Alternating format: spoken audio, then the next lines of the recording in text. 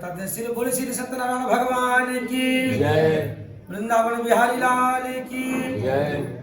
चतुर्थ चौथे अध्याय में असत्य भाषण एवं भगवान के प्रसाद की अवहेलना करने का परिणाम।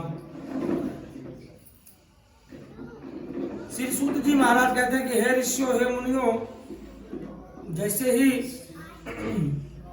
राजन भगवान नाम का कीर्तन करके अपने नगर की ओर प्रस्थान कर देता है तो भगवान के मन में इच्छा होती है मैं इसकी एक बार परीक्षा ले लूं जाकर। इस कथा को बड़ा ध्यान से सुनिएगा। जो आप सब श्री सत्यनारायण भगवान की कथा सुनते हैं, ये कथा का सार मतलब रस क्या कहता है, इसका तात्पर्य क्या होता है? सत्यनारायण भगवान कैसे, इसका अर्थ क्या हुआ? कथा ये वैश्य की कथा, ब्राह्मण की कथा, ब्राह्मण ने सुना और लकड़हारे ने सुना, राजा ने सुना, किसने सुना, ये नहीं है। श्री सत्यनारायण भगवान कथा का अर्थ होता है कि जब आप प्रसाद पूजा करें तो सत्यव्रत को धारण कीजिए।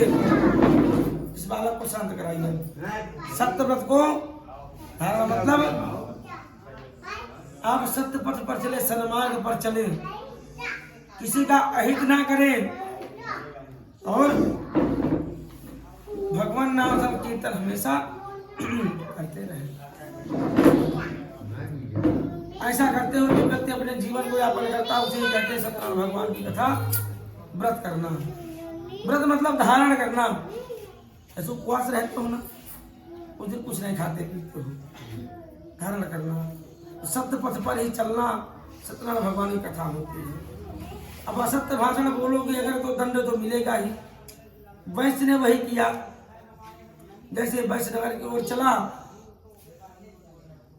तो भगवान ने मन में सोचा मैं एक बार इसकी परीक्षा ले लूं और एक दंडी भेष बनाया। पहुंच गए, बोले हे वैश्य, तेरी नौका में क्या भरा हुआ है? वैश्य ने कहा हे बाबा जी, क्या आप कुछ लेना चाहते हैं? मैं तो व्यापारिक वैश्य बन गया हूँ, मेरी नाव में मिर्च मसाला लगा पत्ते भरे हैं। भगवान ने कहा बहुत सुंदर, जैसा तुमने कहा है उसी से भी अधिक सुंदर सुंदर और सुगंधित मिर्च मसाला तुम्हारी नाव में प्राप्त हो जाए, भर जाए। तो बाबा जी ने हाथ से कमंडल से जल दिया और छिड़क दिया। जब उसकी नजर नाव की ओर पड़ी वैश्य की तो देखता जब नाव में धन था तो नाव जल में दबी थी, वजन था। जब मिर्च मसाला तो नाव में जल के थोड़ा उभार आती है, तंबू हटाता तो बड़े यहाँ अच्छे अच्छे मिर्च मसाला की सुगंध आती है। देखते ही मूर्छित होकर गिर पड़ता, क्योंकि हमारा अगर 10 रुपए कहीं खो जाता है तो हम आपको 10 दिन सोचते हैं यार वो होता पैसा के लिए का, उसका पूरा धन चला गया। तुरंत उसका जामाता उसके सिर में जल के छींटे लगाता है। मूर्छा खुलने पर जैसे होश आता है उसका जामाता कहता है आप चिंता मत कीजिए, तो दंडी स्वामी आए थे ना, सब उन्हीं ने किया धरा है, उन्हीं के शरण में हमें चलना चाहिए। पुनः दोनों जामाता उन्हीं के शरण में जाते हैं और भगवान से क्षमा याचना करते हैं। भगवान संतुष्ट होकर उन दोनों को आशीर्वाद देते, वरदान देते, तुम दोनों तुम्हारा धन पुनः वापस आ जाएगा। वैश्य भगवान से प्रार्थना करता है प्रभु आपकी माया से मोहित होने के कारण ब्रह्मा शिव नारद भी नहीं पहचान पाते, मैं कैसे पहचान सकता? भगवान उसके अपराधों को क्षमा करते हैं और उसको यही कहता है तू हमेशा सत्य पथ पर चलना, तुम्हें कोई दिक्कत नहीं, जो भी तुम्हारी परेशानी आएगी उसे पहले मैं देख लूंगा। क्योंकि भगवान ये कहते हैं कि भाव का भूखा हूं बस भाव ही सार है। अब भाव से जो भजता मुझे तो भाव से बेड़ा।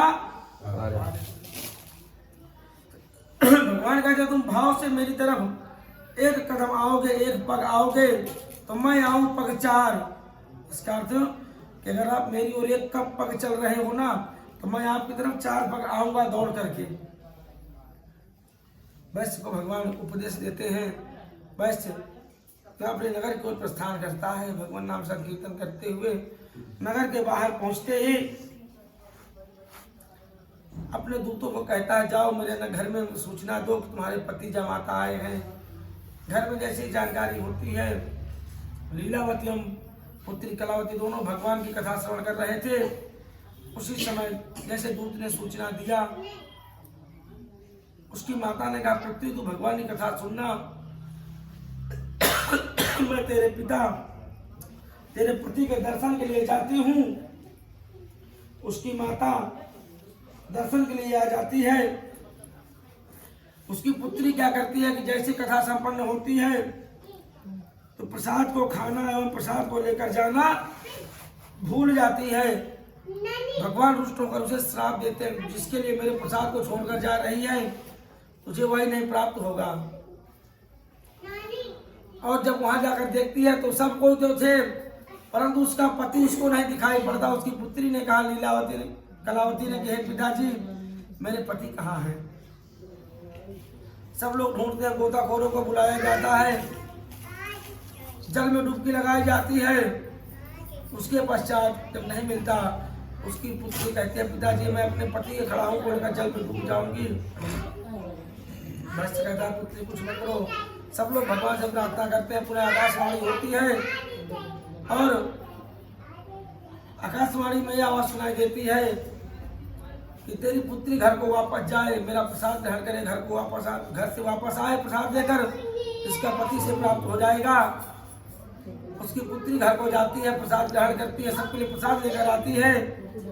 उसका पति उसको प्राप्त हो जाता है। वैश्य अपनी पुत्री और जामाता परिवार के साथ बैठकर वहां पर कुटुंब के साथ बैठकर भगवान की कथा का श्रवण करता है और उसके पश्चात प्रसाद वितरण करके भजन कीर्तन करते हुए अपने नगर की ओर प्रस्थान करता है।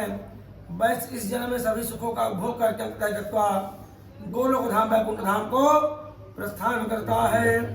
और जय जय श्री स्कंद पुराणे देवाखंडे श्री सत्यनारायण कथायाम